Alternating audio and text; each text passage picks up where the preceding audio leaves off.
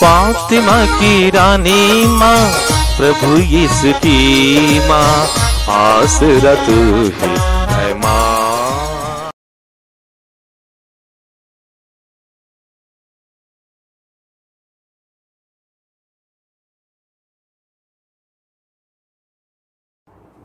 पहला पाठ राजाओं का पहला ग्रंथ, अध्याय 18, पद संख्याएं 20 से 39।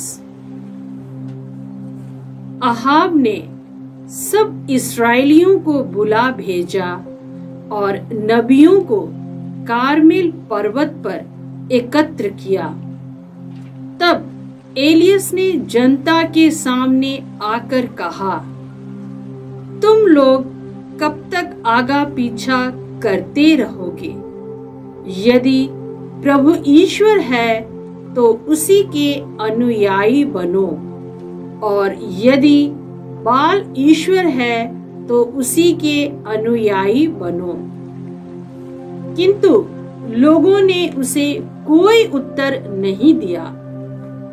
तब एलियस ने जनता से कहा, मैं प्रभु का अकेला नबी रह गया हूँ।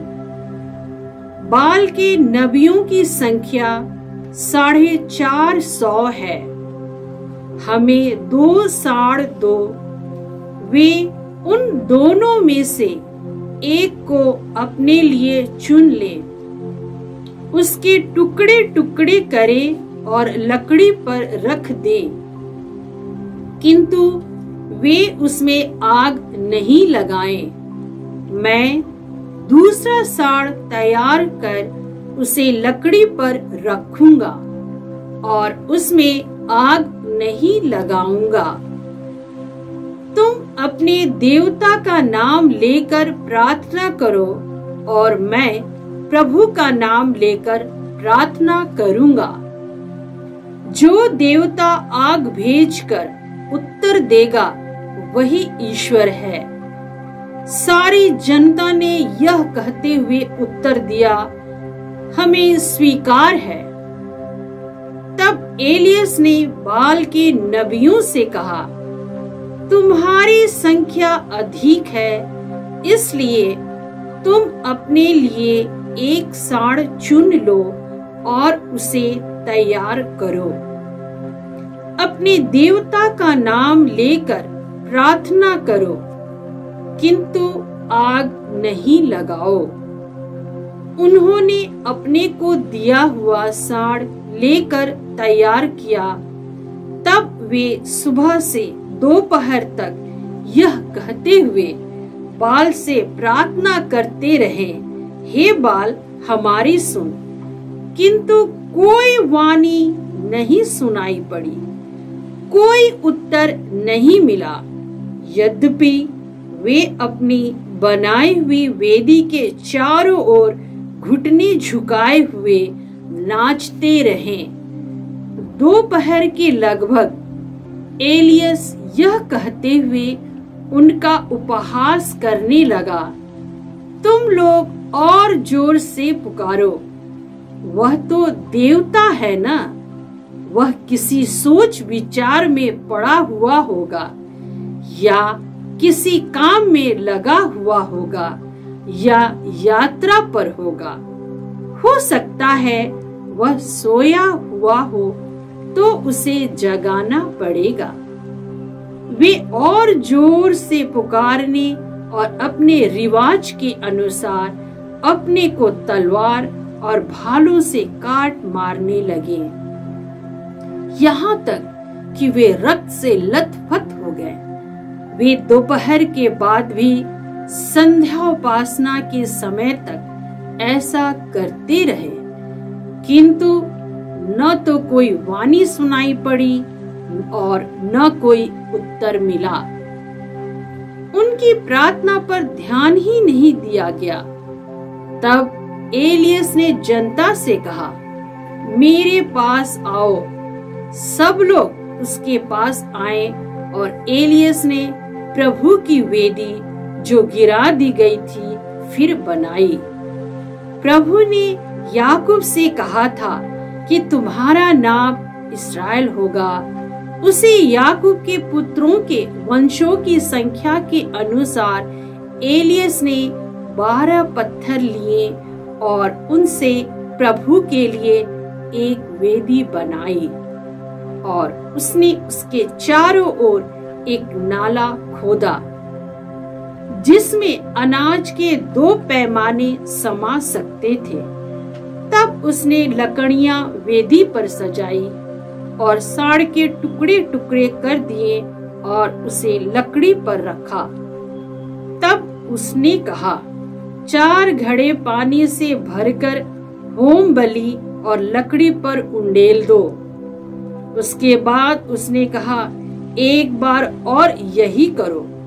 तब उन्होंने ऐसा किया तो उसने कहा, तीसरी बार यही करो। जब उन्होंने तीसरी बार ऐसा किया तो पानी वेदी पर से चारों ओर बहने लगा और नाला पानी से भर गया।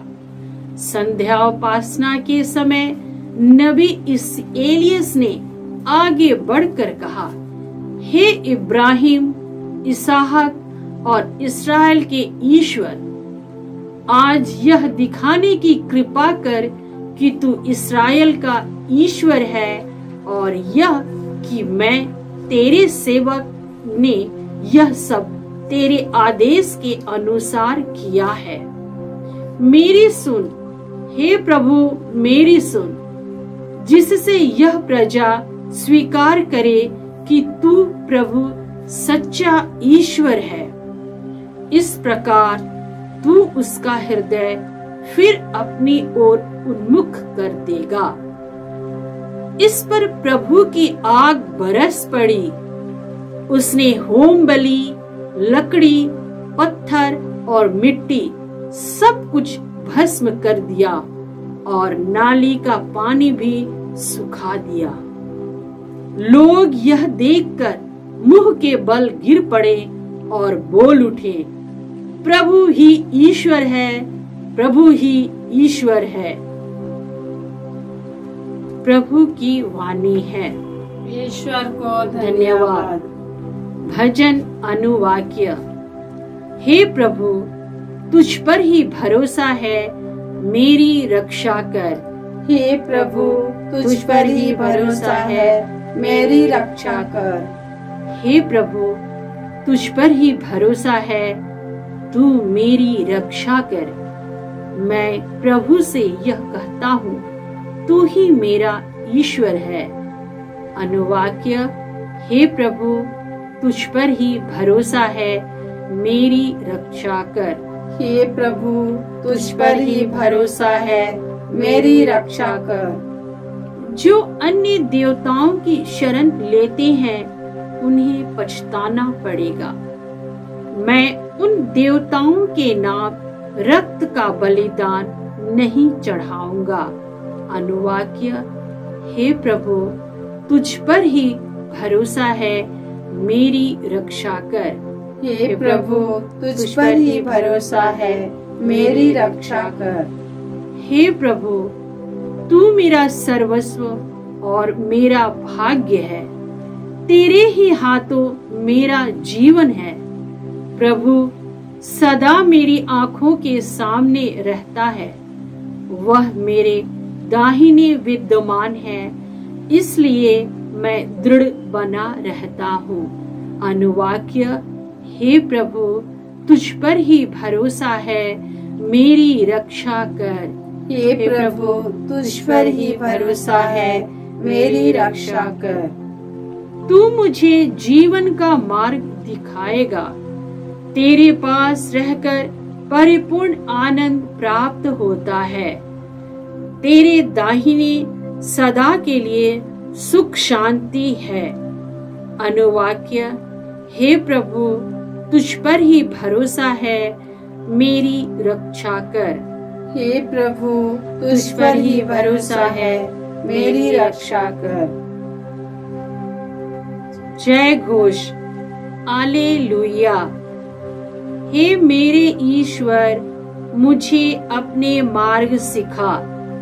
तू मुझे अपनी सच्चाई के मार्ग पर ले चल। हालेलुया। प्रभु आप लोगों के साथ हो और आपकी आत्मा के संत साथ। मत्ती के अनुसार पवित्र सुसमाचार हे प्रभु तेरी महिमा हो। अध्याय 5 पद संख्याएं 17 से 19 तक। यीशु ने अपने शिष्यों से कहा, यह न समझो कि मैं संहिता अथवा नबियों के लेखों को रद्द करने आया हूँ। उन्हें रद्द करने नहीं बल्कि पूरा करने आया हूँ। मैं तुम लोगों से कहे देता हूँ, आकाश और पृथ्वी भले ही टल जाए, किंतु संहिता की एक मात्रा अथवा एक बिंदु भी बिना पूरा हुए नहीं टलेगा। इसलिए जो उन छोटी से छोटी आज्ञाओं में से एक को भी भंग करता और दूसरों को ऐसा करना सिखाता है, वह स्वर्गराज्य में छोटा समझा जाएगा। जो उनका पालन करता और उन्हें सिखाता है, वह स्वर्गराज्य में बड़ा समझा जाएगा। प्रभु का सुसमाचार। हे क्रिस्त तेरी जय यीशु क्रिस्त में प्रिय भाई और बहनों, आज का पहला पाठ राजाओं के पहले ग्रंथ से है। अध्याय 18 पद संख्याएं 20 से 39 तक। इसमें हमने सुना कि नबी एलिया की आज्ञा के अनुसार राजा अहाब ने सब इस्राएलियों को बुला भेजा और नबियों को, यानी बाल देवता के नबियों को कारमेल पर्वत पर एकत्र कर दिया। तब नबी एलियस ने जनता के सामने आकर कहा, तुम लोग कब तक आगा पीछा करते रहोगे? यदि प्रभु ईश्वर है तो उसी के अनुयायी बनो, और यदि बाल ईश्वर है तो उसी के अनुयायी बनो। किंतु लोगों ने उसे कोई उत्तर नहीं दिया। तब नबी ने एक शर्त रखी, बाल देवता के पुजारी लोग एक बैल को ले और मैं एक बैल को लूंगा, उसको काट कर वेदी पर रखकर वे लोग बाल को बुलाए और बाद में मैं इस्राएल के प्रभु ईश्वर को बुलाऊंगा। बाल देवता के नबियों से नबी एलियस का कहना था, तुम अपने देवता का नाम लेकर प्रार्थना करो और मैं प्रभु का नाम लेकर प्रार्थना करूंगा। जो देवता आग भेजकर उत्तर देगा वही ईश्वर है। सारी जनता ने यह कहते हुए उत्तर दिया, हमें स्वीकार है। और उसी के अनुसार बाल देवता के पुजारियों ने दिन भर प्रार्थना की, बाल को बुलाया, कुछ भी नहीं हुआ। शाम का समय नबी एलियस ने 12 गोत्र के लोगों के लिए 12 पत्थर चुनकर एक वेदी बनाई और उस पर एक बैल के मांस को रखकर इस प्रकार प्रार्थना की, हे इब्राहिम, इसहाक और इस्राएल के ईश्वर, आज यह दिखाने की कृपा कर कि तू इस्राएल का ईश्वर है और यह कि मैं तेरे सेवक ने यह सब तेरे आदेश के अनुसार किया है। मेरी सुन, हे प्रभु मेरी सुन, जिससे यह प्रजा स्वीकार करे, इस प्रकार तू उसका हृदय फिर अपनी ओर उन्मुख कर देगा।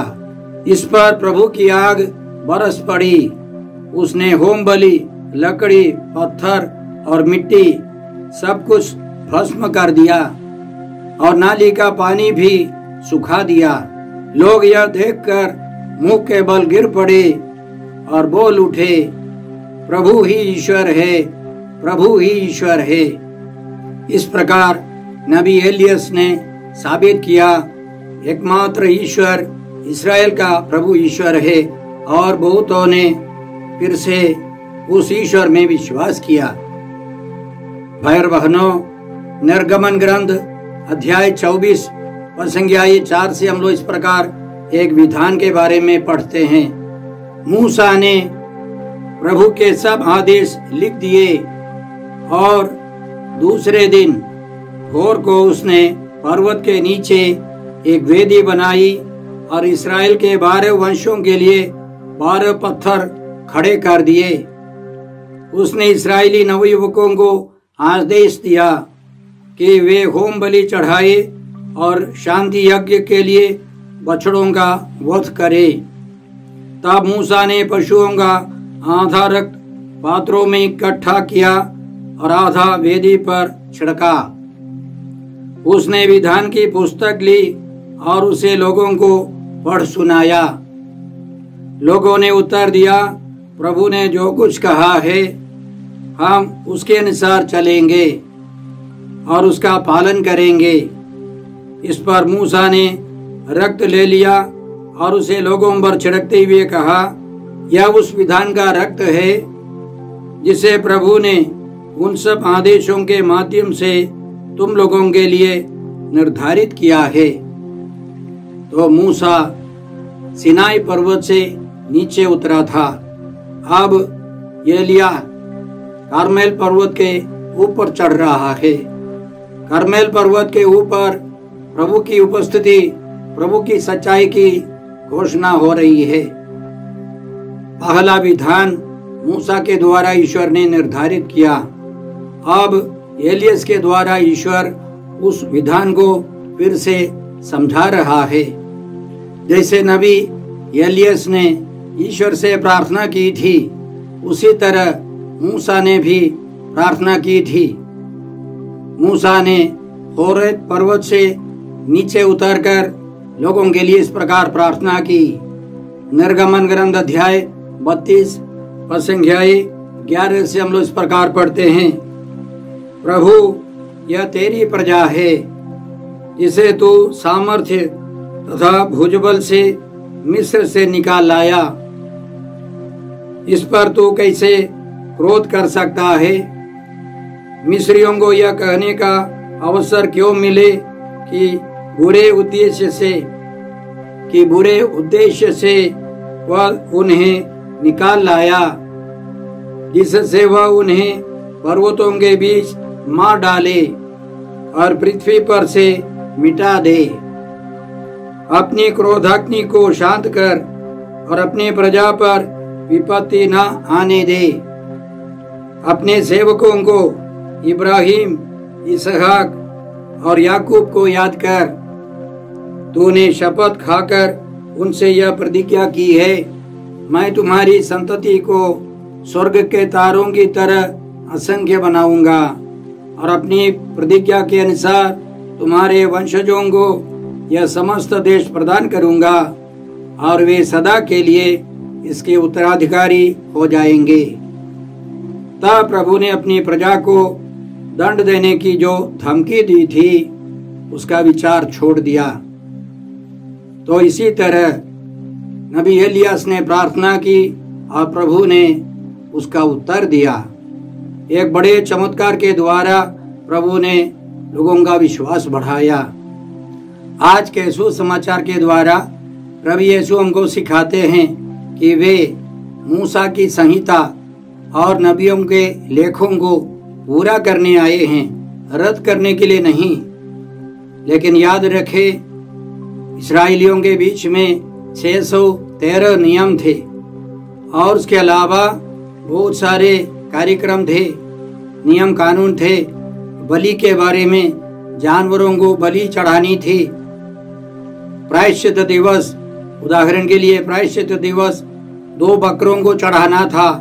उसका खून लेकर, एक बकरी का खून लेकर वेदी पर सब छिड़कना था। परम पावन मंदिर गर्भ में प्रवेश कर पुरोहित को छिड़कना था। वह सब मान्य नहीं है। इसलिए प्रभु यीशु कहते हैं, जो उनका पालन करता और उन्हें सिखाता है वह स्वर्गराज्य में बड़ा समझा जाएगा। तुरंत यीशु यह भी जोड़ देते हैं, यदि तुम्हारी धार्मिकता शास्त्रियों और फरीसियों की धार्मिकता से गहरी नहीं हुई तो तुम स्वर्गराज्य में प्रवेश नहीं करोगे। तो हमें फरीसी और शास्त्रियों के जो कार्यक्रम है, जो धार्मिकता है, उसके ऊपर उठना है। इसलिए हमें याद रखनी है कि जानवरों की बलि सब पुराने व्यवस्थान में है। प्रभु यीशु मसीह के बलिदान के बाद, एक ही बलिदान के बाद उनमें विश्वास करने वाले कृपा के द्वारा पाप मुक्त हो जाते हैं, पवित्र हो जाते हैं। प्रभु यीशु ने यह भी बताया था, आकाश और पृथ्वी भले ही टल जाए। इसका एक मतलब यह था, आकाश और पृथ्वी का प्रतीक है यरूशलेम मंदिर, वह तोड़ दिया गया। 70 ईस्वी में रोमी सैनिकों ने आकर उस मंदिर का लूटपाट कर दिया और उसको जला दिया, पत्थर पर पत्थर रखने नहीं दिया। सारे पुरोहित मारे गए, बलि के जानवर मारे गए। तो अब जानवरों की बलि नहीं है, प्रभु यीशु का एक बलिदान काफी है।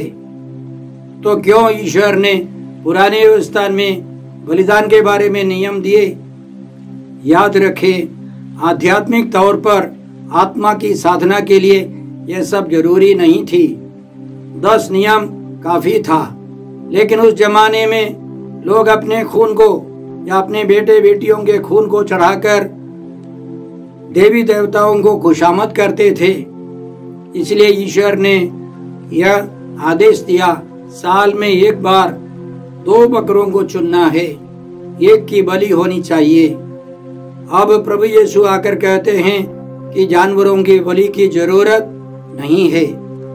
इब्रानियों के नाम पत्र अध्याय 10 में ग्रंथकार स्तोत्र 40 को लेकर इस प्रकार कहते हैं, सांडों तथा बकरों का रक्त पाप नहीं हर सकता। इसलिए मसीह ने संसार में आकर यह कहा, तू न तो यज्ञ चाहा और न चढ़ावा, बल्कि तूने मेरे लिए एक शरीर तैयार किया है। तू न तो होम से प्रसन्न हुआ और न प्रायश्चित के बलिदान से। इसलिए मैंने कहा, ईश्वर, मैं तेरी इच्छा पूरी करने आया हूँ, जैसा कि धर्म ग्रंथ में मेरे विषय में लिखा हुआ है। कई जगह पर, उदाहरण के लिए यशायाह नबी के ग्रंथ अध्याय 53 में यीशु के बारे में लिखा है, उन्होंने हमारे सारे पापों को अपने ऊपर ले लिया है। अब जानवरों की बलि की जरूरत नहीं है। पुराने व्यवस्था में नबियों के द्वारा ईश्वर ने समझाया, उस परिस्थिति के अनुसार, उन लोगों की मानसिकता के अनुसार, और वे सब क्रांतिकारी नियम थे। अब यीशु आकर कहते हैं, संतमती के सुसमाचार अध्याय 5 पद संख्या 21 से, तुम लोगों ने सुना है कि पूर्वजों से कहा गया है, हत्या मत करो। यदि कोई हत्या करे तो वह कचहरी में दंड के योग्य ठहराया जाएगा। यह मूसा का नियम था। लेकिन प्रभु यीशु कहते हैं, परंतु मैं तुमसे कहता हूँ, जो अपने भाई पर क्रोध करता है वह कचहरी में दंड के योग्य ठहराया जाएगा। यदि वह अपने भाई से कहे, रे मूर्ख, तो वह महासभा में दंड के योग्य ठहराया जाएगा। और यदि वह कहे, रे नास्तिक, तो वह नरक की आग के योग्य ठहराया जाएगा। प्रभु यीशु का कहना है, हत्या मत करो नियम के पीछे दूसरों को प्यार करना है। न केवल हत्या, बदनाम करना, दूसरों को तुच्छ समझना, ये सब स्वीकार्य नहीं है। सबों को प्यार करना है।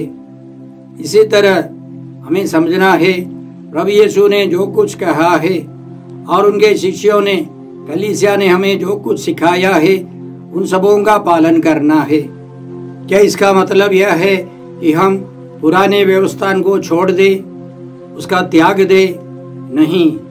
प्रभु यीशु ने उस व्यवस्था से जो अच्छी अच्छी बातें निकाल कर हमको समझाया था, और यीशु के शिष्य लोगों ने हमको समझाया है, और कलीसिया आजकल हमको सिखाती है, उन सबों का पालन करना है।